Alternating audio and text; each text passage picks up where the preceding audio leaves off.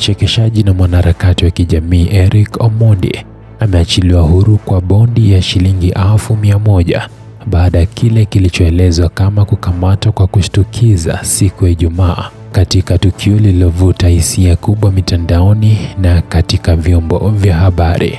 Kukamatwa kwake kunahusishwa na madai ya kuzuia magari katika moja ya mitaa ya Nairobi wakati wa kile kinachoelezwa kuwa maandamano au shughuli za kijamii. Lakini tukio hilo linafungua swali kubwa zaidi.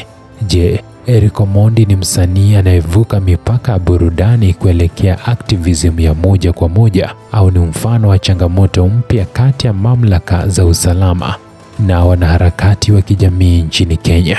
Karibu Moto TV Kenya, kituo cha kweli kwa habari, makala na burudani. Kumbuka kutufuata kwenye mitandao yote ya kijamii @Moto TV Kenya. Subscribe, like, comment na pata kushare. Turn on notifications ili usikose yote tunayoposti ndani ya Moto TV. Jina langu Ogara Brian Osoro, na leo tunaangazia tukio lililovuta hisia kubwa nchini Kenya baada ya mchekeshaji na mwanaharakati wa kijamii Eric Omondi kukamatwa na baadaye kuachiliwa kwa bondi ya shilingi 100,000 au 100,000 kufuatia kile kinachoripotiwa kuwa tukio la kusababisha usumbufu wa trafiki katika mtaa wa Nairobi. Kwa mjibu wa taarifa kutoka vyombo vya habari, Omondi alikamatwa siku ya Ijumaa katika mazingira yaliyoelezwa kuwa ya kushtukiza na baadaye kufikishwa mahakamani ambapo alishtakiwa kwa kosa linalohusiana na kuzuia au kuvuruga mtiririko wa magari katika jiji la Nairobi. Baada ya kusikilizwa kwa kesi hiyo, mahakama iliamua kumwachia kwa bondi, huku kesi yake ikitarajiwa kurejea tena baadaye mwezi huu. Ikumbuke kuwa Eric Omondi kwa miaka ya hivi karibuni amejijenga kama zaidi ya msanii wa vichekesho.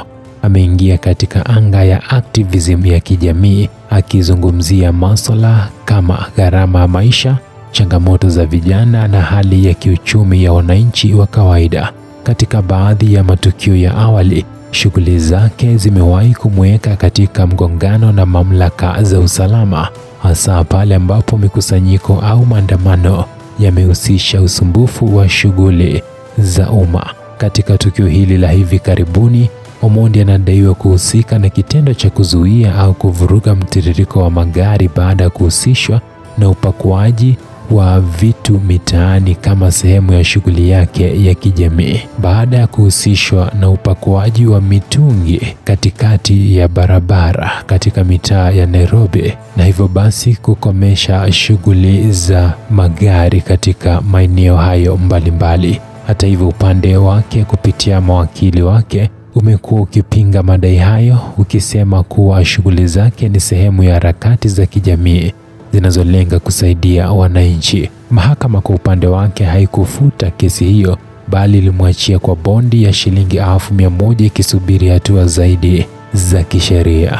Kisa cha Eric Omondi kinaendelea kuonyesha mgongano unaozidi kujitokeza kati ya burudani, activism na sheria katika mazingira ya kisasa ya Kenya. Kwa upande mmoja anatajwa kama sauti ya wananchi, mtu anayetumia umaarufu wake kuzungumzia changamoto za kijamii. Kwa upande mwingine, shughuli zake mara kwa mara zinachukuliwa na mamlaka kama zinazoweza kuvuka mipaka ya sheria za usalama na utaratibu wa umma. Hapa ndipo mjadala mpana unapoibuka. Je, activism ya kijamii inapaswa kuwa na mipaka ya kisheria ya namna gani pale inapoathiri shughuli za umma? Na je, sheria inapaswa kutafsiri vipi nafasi ya watu maarufu wanaotumia majukwaa yao kuzungumzia masuala ya kijamii? Kwa sasa kilicho wazi ni kwamba Eric Omondi ameachiliwa kwa bondi na kesi yake inaendelea kupitia mfumo wa mahakama. Kwa sasa Eric Omondi yuko huru kwa bondi hiyo, akisubiri hatua zaidi za kisheria kufuatia kukamatwa kwake kwa kile kinachohusishwa na shughuli za kijamii Nairobi. Tukio hili linaendelea kuchochea mjadala mkubwa kuhusu mipaka ya activism, burudani na sheria nchini Kenya, na swali linaendelea kubaki: je, Eric Omondi ni msanii anayebadilisha jamii kupitia activism au ni sehemu ya mgongano mpya kati ya raia na mamlaka.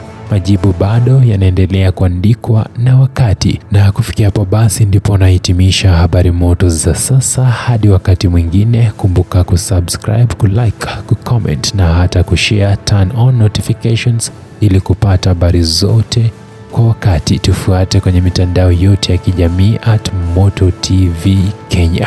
Kumbuka, hiki ndicho kituo chako cha kweli kwa habari, makala na burudani Afrika Mashariki. Niite Ogaro Brian Osoro.